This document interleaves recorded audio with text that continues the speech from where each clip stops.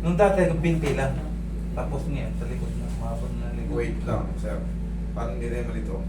Okay, umpisa natin. Ulitin mo. Saan unang sumasakit? Din sa balakang. Ayun. Magkaiba kasi yung pinapakit mo agad, binte. Pag ganun. Baliktad kasi. Magbabago kasi yung ano ko dyan, ang treatment. Pero yung sinasabi mo, dito muna, pag ano, pabinte. Ang tawag dyan sciatica, kung naririnig mo na yun. Okay? Pero po, kailan mo naramdaman yun? Matagal, sir. Gano'ng katagal? Mga nasa 10 years na mahigit, barely nahihilot lang to ng asawa ko, kaya medyo gumaganda. Nakaka-recover, gano'n. Pero wala kang opera, Wala. kang gano'n. Wala. Hindi ka na-disgrasya sa motor, ano. Gano'n lang. Roy, apusin mo muna ng maliwagang pa habang nagkukwentuhan kami. Pero sir, ano yung pinaka-worst na naramdaman mo dyan? Gaano kasakit? Minsan ba, Masakit hindi siya, ka parang hirap nang lumakad eh. Namamanhid na eh. Hmm. Manhid na siya. Tapos minsan dumadamay na Kung dito anong, kabila. anong matatandaan mo, paano siya nagsimula? Nagdulas ka ba? Nagbuhat ka? Nagbuhat ako nung kasi bago ako naging driver, nagpainante muna ako. Hmm. Bali, simula nun, pang may naramdaman ako dito, yun, nagsasakit na yung ganito, mamanhid na masakit. Okay. Tulad niya, yung mukha ko parang may yelo. Parang may Dalawang paa. nakakapal. Oo, parang ganun. Sige. Pero never pa kayo nagpa-check up, sir. X-ray man lang sa balakang. Wala, hindi pa ako. Hindi mo sinabi, hindi mo ginawa yun. Sa tagal Dati, ba nung, oo. sa tagal ng panahon, kailangan maging curious din tayo. Kahit X-ray lang sa balakang.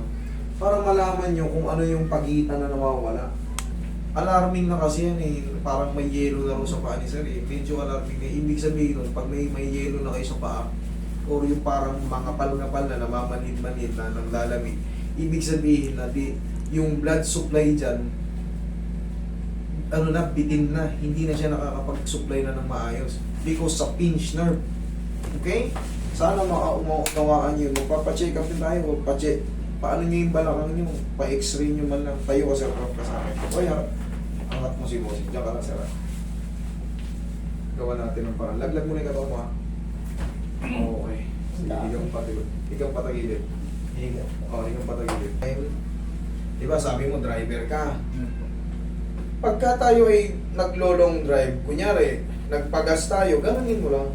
Tuturo ko sa mamaya kung paano. Para tayong mga driver, kahit hindi masakit ang balakang natin, pag matagal, binabalakang tayo.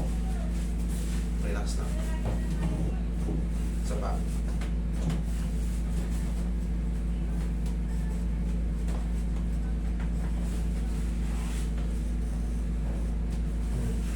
Kabilang side eye. Baliktad.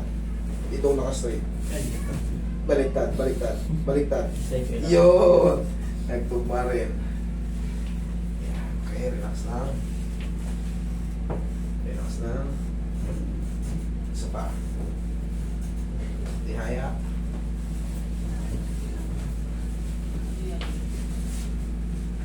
Okay, relax.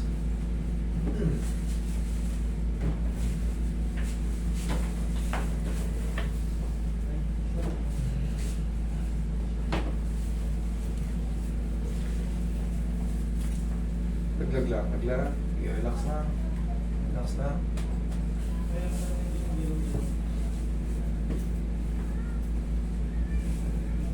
Relax lang. Sige sir, tapa ka sir. Tapa.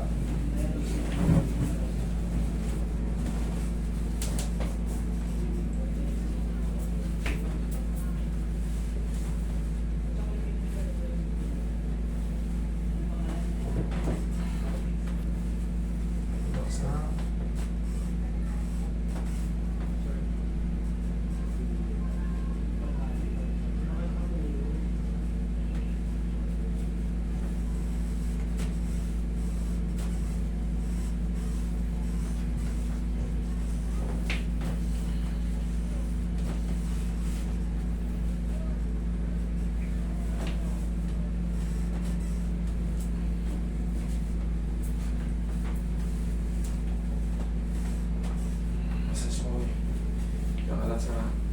Tayo ka nga. Sige, lakad. Ano? Okay na. Wala na. Wala na. Thank you, Lord. Okay? Kasi iwasan mo lang muna magbuhat ng sobrang bigat, ha? Tapos, pagka sumasakit yung balakang natin sa biyahe, gano'n lang natin. Ikaw nga. 1, kabila. Yan lang. I-maintain lang natin yan. Okay? Thank you, Lord.